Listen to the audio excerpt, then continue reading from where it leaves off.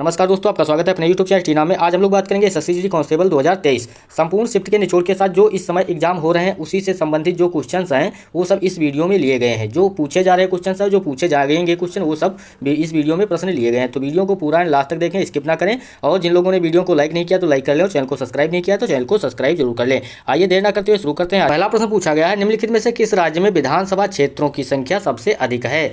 Option दिया गया Uttar Pradesh, option B Tamil Nadu, option C Gujarat, option D Maharashtra. इस बार ये परीक्षा में पूछा जा चुका क्वेश्चन है, तो बहुत ही महत्वपूर्ण रहने वाला। इससे संबंधित जो भी क्वेश्चन बन सकते हैं आपको इस वीडियो में हम बताएंगे। सही उत्तर बताना है। Option A Uttar Pradesh, option B Tamil Nadu, option C Gujarat, option D Maharashtra. तो सही उत्तर क्या होगा? सही उत्तर होगा ऑप्शन नंबर ए, उत्तर प्रदेश विधानसभा क्षेत्र की संख्या सबसे अधिक है। ये आपका सही उत्तर होगा ऑप्शन नंबर ए। अब इससे महत्वपूर्ण क्वेश्चन क्या बन सकते हैं वीडियो में, आइए देखते हैं। उत्तर प्रदेश में सबसे ज़्यादा विधानसभा क्षेत्र सीट कितनी है? 403 है। उत्तर प्रदेश दिवस पूछा जा सकता है, उत्तर प्रदेश दिवस कब मनाया जाता है? 24 जनवरी को मनाया जाता है। अगला पॉइंट दिया गया, 24 जनवरी 1950 को संयुक्त प्रांत का नाम बदलकर उत्तर प्रदेश कर दिया गया था, इसीलिए हम लोग 24 जनवरी को उत्तर प्रदेश दिवस मनाते हैं। 24 जनवरी 1950 को संयुक्त प्रांत का नाम बदलकर उत्तर प्रदेश कर दिया गया था। अगर क्वेश्चन पूछा जाए कि उत्तर प्रदेश का पुराना नाम क्या था, तो संयुक्त प्रांत था। ये आपको भी याद रखना है। इसका गठन 1 अप्रैल 1937 को संयुक्त प्रांत के रूप में हुआ था। तो इसका गठन कब हुआ था? तो 1 अप्रैल 1937 को संयुक्त प्रांत के रूप में हुआ था उत्तर प्रदेश का गठन। अगला प्रश्न दिया गया है, निम्नलिखित में से कौन सा मौर्य साम्राज्य में तीर्थयात्रियों पर लगाया गया कर था? क्वेश्चन दिया गया, मौर्य साम्राज्य में तीर्थयात्रियों पर लगाया गया कर था। यह भी क्वेश्चन पूछा जा चुका है, और इससे संबंधित जो क्वेश्चन पूछे जा सकते हैं आपको वो भी पढ़ लेना है। तो सही उत्तर बताना है। ऑप्शन ए यात्रा वेतन, ऑप्शन बी पड़िका, ऑप्शन सी वांस्तिका, ऑप्शन डी भद्रा। तो सही उत्तर क्या होगा? सही उत्तर होगा ऑप्शन नंबर ए, यात्रा वेतन पर मौर्य साम्राज्य में तीर्थयात्रियों पर लगाया गया कर था। सही उत्तर ऑप्शन नंबर ए होगा। अगला प्रश्न दिया गया है, निम्नलिखित में से किस स्वतंत्रता सेनानी पर जनरल डायर की हत्या का आरोप लगाया गया था? तो किस स्वतंत्रता सेनानी पर जनरल डायर की हत्या का आरोप लगाया गया था आपको बताना है। Option A Bhagat Singh, option B Arvind Ghosh, option C Udham Singh, option D Surya Sen. तो सही उत्तर क्या होगा? सही उत्तर होगा option number C, Udham Singh. सही उत्तर ऑप्शन नंबर सी होगा। अब इससे महत्वपूर्ण क्वेश्चन और क्या बन सकते हैं इस परीक्षा में? ऊधम सिंह का जन्म पूछा जा सकता है। ऊधम सिंह का जन्म कब हुआ था? 26 दिसंबर 1899 को पंजाब के संगरूर जिले में हुआ था। जब 13 अप्रैल 1919 को नरसंहार हुआ था, तब वह जलियांवाला बाग में मौजूद थे। जलियांवाला बाग हत्याकांड कब हुआ था? 13 अप्रैल 1919 को, ये भी आपको याद रखना है। और नरसंहार में बहुत प्रभावित हुए थे। उसके बाद वह मजदूरी करने अफ्रीका चले गए और वहाँ से अमेरिका चले गए थे। अमेरिका में उन्होंने गदर पार्टी के साथ काम किया था। तो अमेरिका में उन्होंने किस पार्टी के साथ काम किया था? गदर पार्टी के साथ काम किया था। अगला पॉइंट है, 1927 में भगत सिंह द्वारा बुलाए जाने के बाद वह भारत लौट आए। तो 1927 में भगत सिंह के द्वारा वह बुलाए जाने के बाद वो भारत लौट आए थे, लेकिन गदर पार्टी की गतिविधियों में शामिल होने के कारण उन्हें यहाँ गिरफ्तार कर लिया गया था। तो ये भी आपको याद रखना है। अगला प्रश्न दिया गया है, ये भी क्वेश्चन जो है इस बार एसएससी जीडी में पूछा जा चुका है। साम्राज्य की स्थापना संगम राजकुमार हरिहर और बुक्का ने की थी। तो option A Malwa, option B Bahmani, option C Vijayanagar, option D Bengal. तो किस साम्राज्य की स्थापना जो है हरिहर और बुक्का ने की थी पूछा गया है। सही उत्तर होगा ऑप्शन नंबर सी, विजयनगर साम्राज्य की स्थापना किसने की थी? तो हरिहर और बुक्का ने की थी। ये क्वेश्चन बहुत ही इंपॉर्टेंट है, ये कई बार परीक्षाओं में पूछा जा चुका है, और इस बार एसएससी जीडी की परीक्षा में सन 2023 में पूछा भी जा चुका है, आपको याद रखना है। और इससे महत्वपूर्ण क्या क्वेश्चन अगली परीक्षा में बन सकते हैं, देखते हैं अगले क्वेश्चन। विजयनगर साम्राज्य 1336 ईस्वी से 1580 ईस्वी तक रहा था। विजयनगर साम्राज्य और शहर की स्थापना हरिहर और बुक्का ने की थी। मोहम्मद बिन तुगलक ने उन्हें इस्लाम में परिवर्तित कर दिया और विद्रोह को नियंत्रित करने के लिए उन्हें दक्षिण में भेज दिया, लेकिन एक भक्ति संत विद्यारण्य से प्रेरित होकर उन्होंने 1336 ईस्वी में विजयनगर साम्राज्य की स्थापना की। विजयनगर की अवधि को 4 अलग अलग राजवंशों में विभाजित किया जा सकता है, जो कौन से हैं? संगम, सालवा, तुलवा और अरविंदु। ये 4 जो है राजवंशों में विभाजित किया जा सकता है। अगला प्रश्न, कलिंग युद्ध के बाद निम्न में से किस राजा ने बौद्ध धर्म ग्रहण किया था? यह भी क्वेश्चन पूछा जा चुका है एसएससी जीडी में, और इससे संबंधित कौन से प्रश्न पूछे जा सकते हैं वो भी आपको बताएंगे। Option A Bindusara, option B Rashtrakuta, option C Ashoka, option D Akbar. तो सही उत्तर क्या होगा? सही उत्तर होगा option number C Ashoka. Ashoka ने कलिंग युद्ध के बाद बौद्ध धर्म ग्रहण किया था। सही उत्तर ऑप्शन नंबर सी होगा। और इससे संबंधित क्या क्वेश्चन बन सकते हैं, तो आइए देखते हैं। कलिंग युद्ध की क्रूरता को देखने के बाद अशोक ने बौद्ध धर्म अपना लिया था। कलिंग युद्ध मौर्य सम्राट अशोक महान और कलिंग राज्य के बीच लड़ा गया सबसे प्रसिद्ध युद्ध था। तो किसके बीच लड़ा गया था? अशोक महान और कलिंग राज्य के बीच लड़ा गया यह प्रसिद्ध युद्ध था। अशोक ने बौद्ध भिक्षु उपगुप्त के प्रभाव में बौद्ध धर्म ग्रहण किया। ये भी पूछा जा सकता है कि किस बौद्ध भिक्षु के प्रभाव से बौद्ध धर्म ग्रहण किया था? तो उपगुप्त के प्रभाव से में बौद्ध धर्म ग्रहण किया था। कलिंग युद्ध एक भयावह घटना थी, जैसा कि अशोक के 13वें शिलालेख में उल्लेखित है। तो कलिंग युद्ध जो है किस शिलालेख में उल्लेखित है? तो अशोक के 13वें शिलालेख में उल्लेखित है। ये भी आपको याद रखना है। अगला प्रश्न, बुद्ध ने अपना पहला उपदेश दिया था। ये भी एसएससी जीडी सन 2023 में पूछा जा चुका क्वेश्चन है।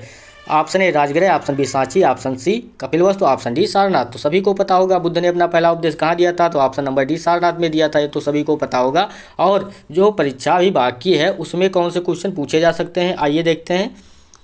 गौतम बुद्ध ने अपना पहला उपदेश किस भाषा में दिया था? ये भी पूछा जा सकता है।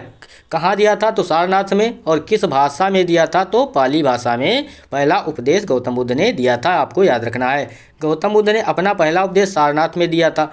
गौतम बुद्ध ने अपना पहला उपदेश 5 भिक्षुओं को दिया था। किसको दिया था? तो पहला उपदेश 5 भिक्षुओं को दिया, जिन्हें धर्मचक्र प्रवर्तन सूत्र कहा जाता है। ये भी आपको याद रखना है। धम्मचक्र यहाँ पर थोड़ा मिस्टेक हो गई है, धम्मचक्र प्रवर्तन सूत्र कहा जाता है। पहला उपदेश असला पूजा की पूर्णिमा के दिन दिया गया था।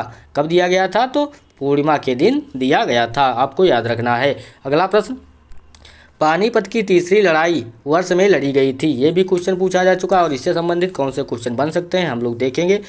Option A 1761, option B 1762, option C 1763, option D 1760। सभी को पता होगा पानीपत की तीसरी लड़ाई कब लड़ी गई थी? तो ऑप्शन नंबर ए 1761 में लड़ी गई थी। अब आइए देखते हैं इससे संबंधित और क्वेश्चन क्या बन सकते हैं।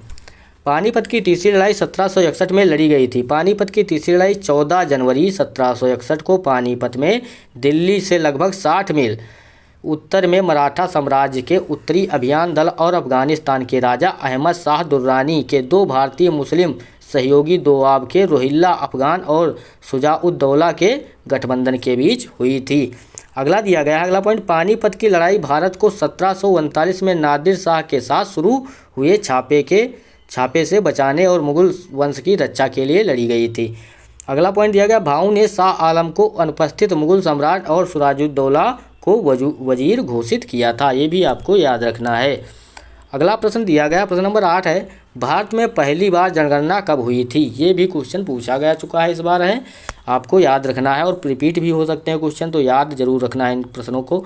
Option A 1861, option B 1872, option C 1881, option D 1882। सही उत्तर क्या होगा? सही उत्तर होगा ऑप्शन नंबर सी 1872 में।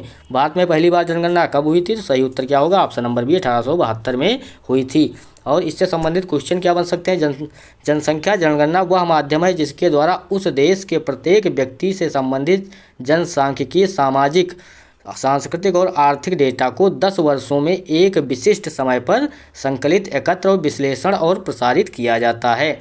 भारत में पहली जनगणना कब हुई थी? 1872 में हुई थी। लेकिन अगर पूछा जाता है नियमित जनगणना कब हुई थी, तो 1881 में शुरू हुई थी। आपको ये भी बहुत अच्छे से याद रखना है कि भारत में नियमित जनगणना कब हुई थी। अगर पहली जनगणना पूछा जाता है तब तो 1872 होगा, लेकिन अगर नियमित जनगणना पूछा जाए तो 1881 में शुरू हुई थी। पूरे भारत में पहली जनगणना ब्रिटिश राज अधिकारियों द्वारा आयोजित की गई थी। आपको ये भी फैक्ट याद रख। प्रश्न दिया गया है, तुलसी का वैज्ञानिक नाम क्या है? तुलसी का वैज्ञानिक नाम पूछा गया है, आपको याद रखना है। रिपीट भी हो सकते हैं question. Option A, option B, option C, option D. तो सही उत्तर क्या होगा? तुलसी का वैज्ञानिक नाम क्या होगा? सही उत्तर ऑप्शन नंबर डी इसका सही उत्तर होगा। ओसीमम टेनुइम्फ्लोरम क्या होगा? ओसीमम टेनुइफ्लोरम। सही उत्तर ऑप्शन नंबर डी होगा। अगर पूछा गया निम्नलिखित में से कौन सा अनुच्छेद आपातकाल के दौरान कभी निलंबित नहीं होते हैं? ऑप्शन ए 19 और 20, ऑप्शन बी 20 और 21, ऑप्शन सी 21 और 22, ऑप्शन डी 19 और 22। तो सही उत्तर क्या होगा? सही उत्तर होगा ऑप्शन नंबर बी 20 और 21 अनुच्छेद जो हैं आपातकाल के दौरान कभी निलंबित नहीं होते हैं। सही उत्तर ऑप्शन नंबर बी होगा। अब इससे संबंधित देखते हैं क्वेश्चन। अनुच्छेद 19 किससे संबंधित है? तो वाक स्वतंत्रता से संबंधित है। आपात स्थिति के दौरान यह स्वतः ही निलंबित हो जाता है। तो अगर पूछा जाए कि आपातकालीन के दौरान कौन सा अनुच्छेद स्वतः निलंबित हो जाता है, तो अनुच्छेद 19 जो है स्वतः निलंबित हो जाता है। आपातकाल के दौरान जिन अनुच्छेद को कभी निलंबित नहीं किया जा सकता वह कौन से हैं? तो अनुच्छेद 20 और 21 हैं। अनुच्छेद 20 अपराधों के लिए दोष सिद्ध के संबंध में संरक्षण प्रदान करता है। तो अनुच्छेद 20 किससे संबंधित है? अपराधों के लिए दोष सिद्ध के संबंध में संरक्षण प्रदान करता है। अनुच्छेद 21 जीवन और व्यक्तिगत स्वतंत्रता के संरक्षण से संबंधित है। अनुच्छेद 21 आपको ये भी फैक्ट याद। नंबर 12 दिया गया निम्नलिखित में से किस ग्रह को पीला ग्रह भी कहा जाता है? ऑप्शन ए अरुण, ऑप्शन बी पृथ्वी, ऑप्शन सी मंगल, ऑप्शन डी शुक्र। सही उत्तर क्या होगा? सही उत्तर होगा ऑप्शन नंबर डी शुक्र। सही उत्तर क्या होगा? ऑप्शन नंबर डी शुक्र ग्रह जो है पीला ग्रह भी कहा जाता है। इससे महत्वपूर्ण क्वेश्चन क्या बन सकते हैं? तो शुक्र सूर्य से दूसरा ग्रह या सबसे चमकीला ग्रह है। इसे पृथ्वी का जुड़वा ग्रह भी कहा जाता है। अगला पॉइंट दिया गया शुक्र पूरी तरह से घने कार्बन डाइऑक्साइड वातावरण और सल्फ्यूरिक अम्ल के बादलों से ढका हुआ है जो इसे हल्के पीले रंग का रूप देते हैं। आपको ये भी फैक्ट याद रखना है। अगला प्रश्न दिया गया है सरुहल उत्सव किस राज्य में मनाया जाता है? तो सरुहल उत्सव किस राज्य में मनाया जाता है? Option A Gujarat, option B Chhattisgarh, option C Assam, option D Jharkhand. तो सही उत्तर क्या होगा? सही उत्तर होगा ऑप्शन नंबर डी झारखंड में सरुहल उत्सव मनाया जाता है। झारखंड में सरुहल पर्व मनाया जाता है। यह झारखंड की जनजातियों जैसे उरांव, मुंडा और जनजातियों द्वारा मनाया जाता है। हिंदू कैलेंडर के पहले महीने में चैत्र के पखवाड़े में प्रतिवर्ष मनाया जाता है। सरुहल वसंत के मौसम या फागुन की शुरुआत का प्रतीक है और जून या जेठ तक मनाया जाता है। सरुहल का अर्थ है वृक्षों की पूजा। तो सरुहल का अर्थ क्या है? तो वृक्षों की पूजा की जाती है। अगला प्रश्न दिया गया है विश्व का सबसे लंबा लिखित संविधान किस देश का है? ऑप्शन ए संयुक्त राज्य अमेरिका, ऑप्शन बी रूस, ऑप्शन सी चीन, ऑप्शन डी भारत। सही उत्तर क्या होगा? सही उत्तर होगा ऑप्शन नंबर डी भारत इसका सही उत्तर होगा। भारत के संविधान में मूल रूप से 395 अनुच्छेद हैं। तो मूल रूप से कितने अनुच्छेद हैं? 395 अनुच्छेद थे। वर्तमान में संविधान में 448 अनुच्छेद हैं। भारतीय संविधान मूल रूप से अंग्रेजी में लिखा गया था। तो मूल रूप से किस में लिखा गया था? अंग्रेजी में। प्रेम बिहारी नारायण रायजादा ने भारतीय संविधान को हाथ से लिखा था। पूछा जाए कि भारतीय संविधान को किसने हाथ से लिखा था? तो प्रेम बिहारी नारायण रायजादा ने भारतीय संविधान को हाथ से लिखा था। Doctor B R. अम्बेडकर को भारतीय संविधान के पिता के रूप में जाना जाता है। भारतीय संविधान को 24 नवंबर 1949 को भारत की संविधान सभा द्वारा अपनाया गया था और 26 जनवरी 1950 को लागू किया गया था या प्रभावी हुआ था। आपको ये भी फैक्ट याद रखने हैं। प्रश्न नंबर 15 दिया गया एक लोकसभा का पूर्ण कार्यकाल है। तो लोकसभा का पूर्ण कार्यकाल कितने साल का होता है? ऑप्शन ए 6 साल, ऑप्शन बी 5 साल, ऑप्शन सी 7 साल, ऑप्शन डी 8 साल। सही उत्तर क्या होगा? सही उत्तर होगा ऑप्शन नंबर बी 5 साल का होता है। एक लोकसभा का पूर्ण कार्यकाल 5 साल का होता है।